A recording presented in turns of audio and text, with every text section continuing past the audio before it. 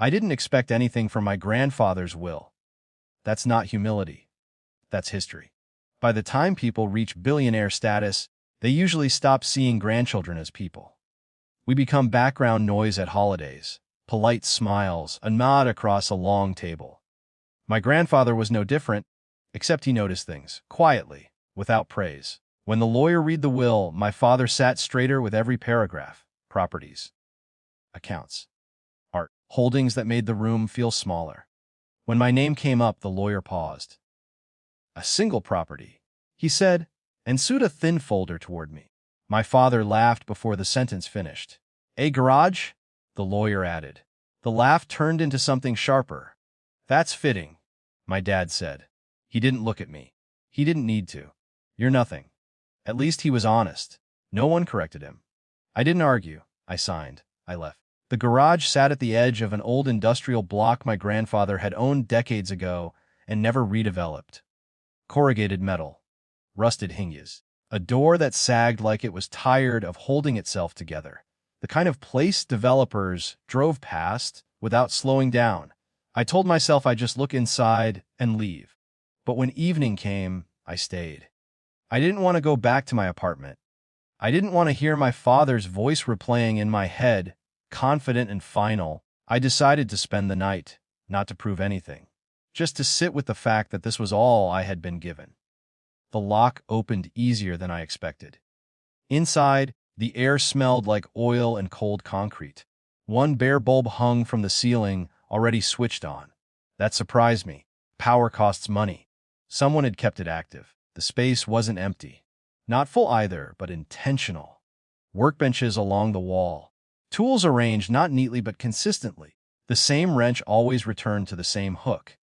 Boxes labeled in my grandfather's handwriting. Dates. Notes I didn't yet understand. This wasn't abandonment. It was maintenance. I stood there longer than I should have, waiting for some dramatic realization that never came. No hidden car. No vault. Just a quiet pressure in my chest I couldn't name. I slept on a folding chair wrapped in my jacket. Poorly. Morning light came through the high windows, revealing things I missed at night. Fresh oil under one machine. Recently replaced filters. A calendar on the wall with the current month circled. Someone had been here last week. By mid-morning, I was sweeping. Not because I had a plan, because standing still felt worse. Dust moved differently when the place was clean. The garage felt less like a joke and more like a responsibility I hadn't agreed to but couldn't ignore. Around noon, a sedan pulled up outside. A woman stepped out, late 40s. Neutral suit, no hurry. Are you the owner? She asked. I guess. I said. She nodded like that answer was sufficient. I'm from the municipal compliance office. I'm also the executor's secondary contact. That got my attention. She handed me documents. No drama. Just facts. The garage was part of a conditional trust. My grandfather hadn't left me money. He'd left me control if I met specific requirements. The property sat on land rezoned for mixed-use development. Not valuable yet, but positioned.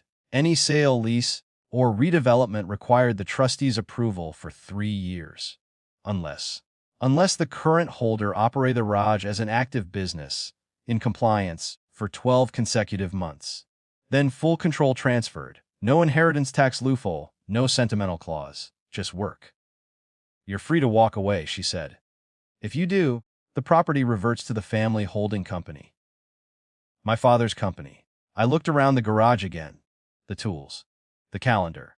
The quiet expectation my grandfather had never spoken aloud. I won't walk away, I said. She marked something on her clipboard. Then I'll see you in 30 days. She left. The sedan disappeared. The street went quiet again. I didn't call my father. I stayed. The first weeks were humiliating in small ways. Learning what I didn't know. Making mistakes no one clapped for. Fixing machines that fought back. Filing permits. Answering inspectors with, "I'll correct that," instead of excuses.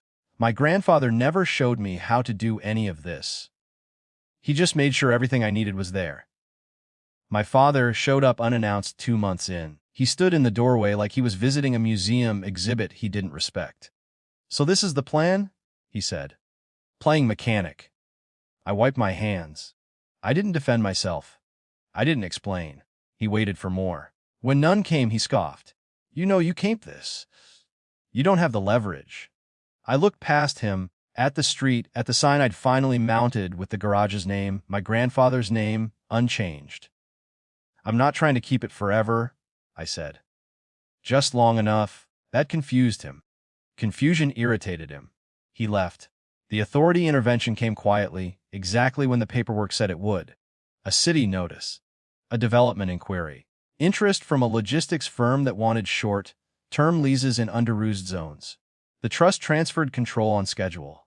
No ceremony. No audience. My father found out through his legal team, not me. When he called, his voice was different. Careful. Not apologetic. Measuring. You should have told me, he said. I thought about correcting him. I didn't. I'm busy, I said instead. We don't talk much now. Not because of anger. Because the space between us finally has weight. The garage still isn't impressive. It's functional, demanding, honest. Some days I resent it. Some days I'm grateful my grandfather didn't pretend love was enough. He gave me something harder. Something that required me to show up even when no one was watching. And somehow, that was enough.